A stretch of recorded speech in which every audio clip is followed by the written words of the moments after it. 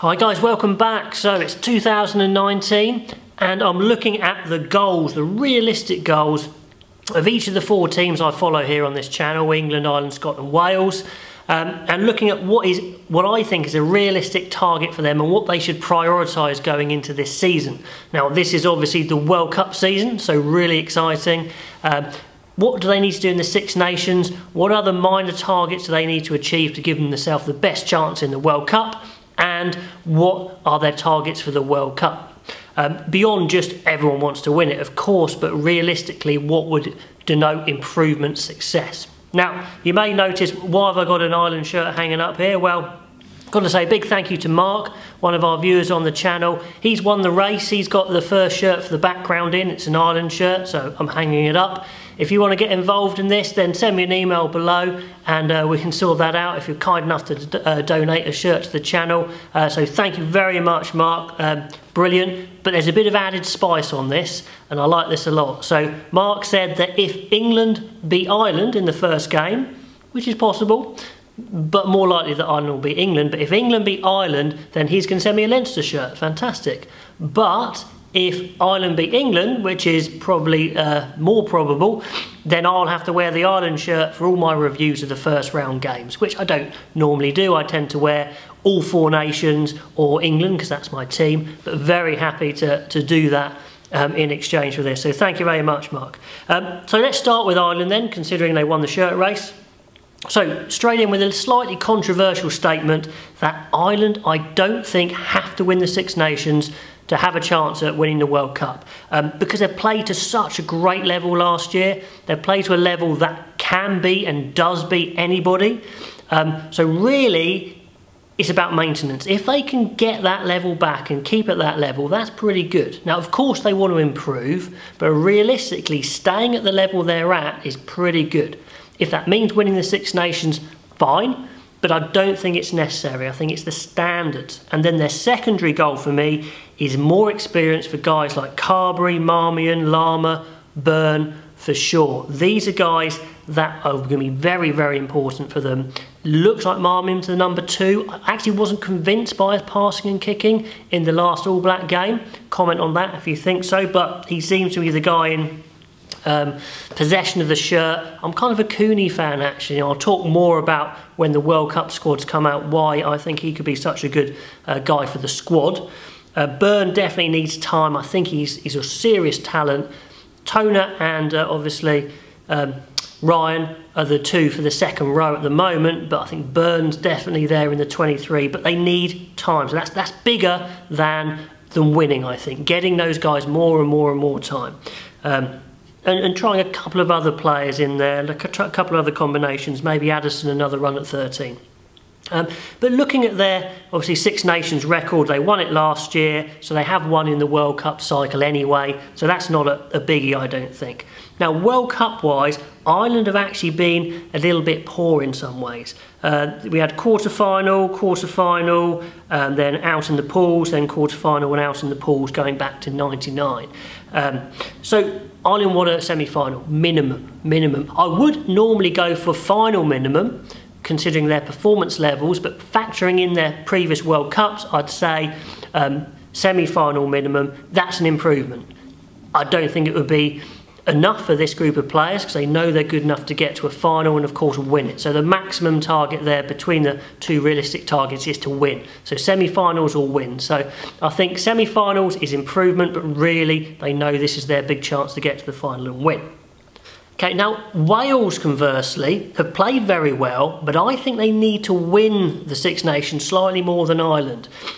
For one reason, they've been second 3 times in a row in this World Cup cycle, and winning is a habit, and even though they know they've played well and they've played well in the autumn, they want to get a championship under their recent one under their belt to go into the World Cup. So I think it would help them slightly more.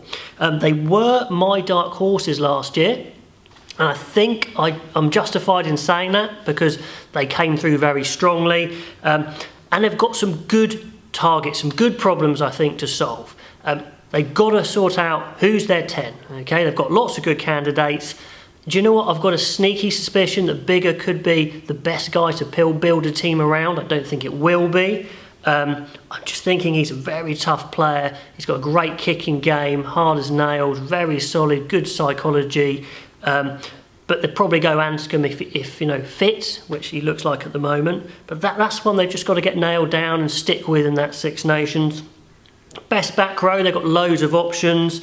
Navidi, Davis in there as well as possible options. But I'm still thinking Moriarty, Tipuric, Faletau as my back row. I'd like to see those three play. I think that's a World Cup back row for me. And then again, best back three. Does Liam Williams come into it? I'd probably stick with Halfpenny on the wing, but so Halfpenny at fullback. Obviously North on one wing, so I guess it's kind of one wing spot. And you could go for someone like Luke Morgan and go for some serious gas. So they just have to work out a few good problems for their targets. World Cup wise, their results are okay, as in they went quarterfinals and then semi-finals and 11. Then they went out in the pool stages, then quarterfinal. So they've got a semi-final in the locker, but they have had opportunities to go further. So they've definitely got unfinished business in the World Cup. Oh, and Watkin in the centre is another guy I want to see, just going back there. But anyway, minimum target I think is semi-final. I think they know they're good enough to get to a semi-final. They've been to a semi-final before. And maximum realistic target I think is to win. I think they are good enough to win. They've never been to a final. So I think that's the way to go. Minimum semi-final, realistic win. So it's the same as Ireland there. Now, Scotland, they could really do with winning the Six Nations because they've shown their potential for so long now. They've played so many good games, beaten lots of big opposition, but they need to win something, win a tournament, and that would just be such a huge boost for Scotland. Minimum to be contention in that final round of the Six Nations, but along with Wales, I think they could really do with winning it. Target-wise is that style they've developed so well, develop it into that winning, consistent winning style to win enough big games in a row. They can win big games, but it's that consistency. They've spent so long developing all the right things. They've gone for 2 pro teams, which has worked now with Edinburgh firing. They've gone all fully semi-pro in their second tier, or going to go that way, which is a real clever idea. They've brought in Vern Cotter and now Gregor Townsend, the right coaches with clear philosophies, and it's worked, and the players fit into that.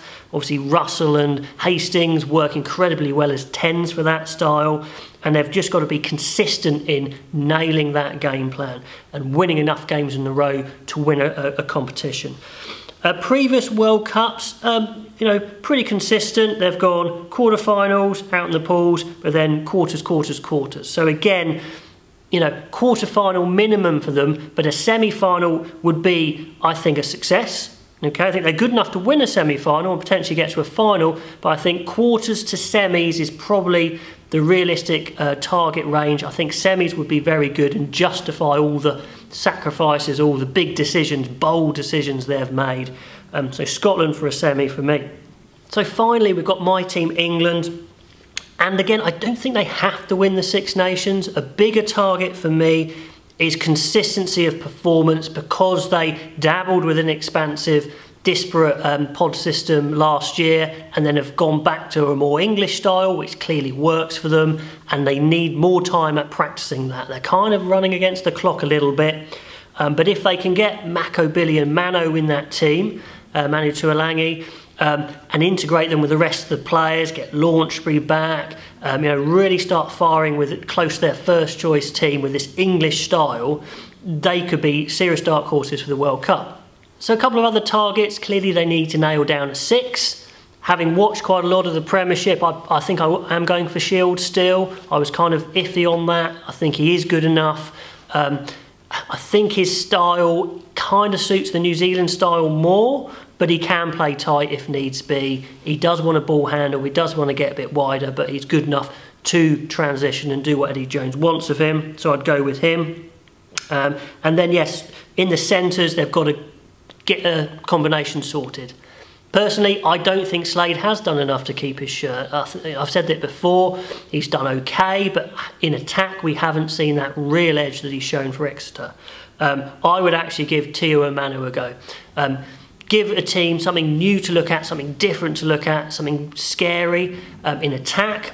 Defensively, I'm a little concerned about that combination. If they get flat-footed, if the attack can hold them with a run-on to Manu and then go outside the outside channel, which is where England are weak anyway in defence, where they defend narrow, but I think it's worth a shot. In the back three, they've got a few issues, just who goes where. Do you stick with Daly at 15? I'd say yes, you probably do. I think Cokanasiga needs to stay, I think May needs to stay, but then you've got Ashton coming into the picture as well, maybe Watson coming back fit. So there's a few targets to solve there. And finally, for the World Cup results, England have got a mixed bag, basically. They went out in the pool stages last time, so actually their minimum target for me is to get out in the pool stages. They're in the hardest group again, not quite as hard, but so important they get out in the pool stages. But obviously we've seen they've got to the final in 07, won it in 03, and they've got the team to get to a final. So for me, their maximum realistic target is a final. So I'm going for getting out the pool stages to a final. So quite a big spread there. Anyway, let me know what you think of my realistic targets for the four nations. If you want to get in contact, email there below in more detail. If you want to just comment generally, please do continue to comment because it's been fantastic. Last year was brilliant for comments. This year should be huge with the Six Nations and the World Cup coming up. So please get in contact, get the conversation going on the comments. And I will be back when the squads are announced and we'll start picking some teams for the Six Nations, which should be awesome. Until then, guys, I'll see you later.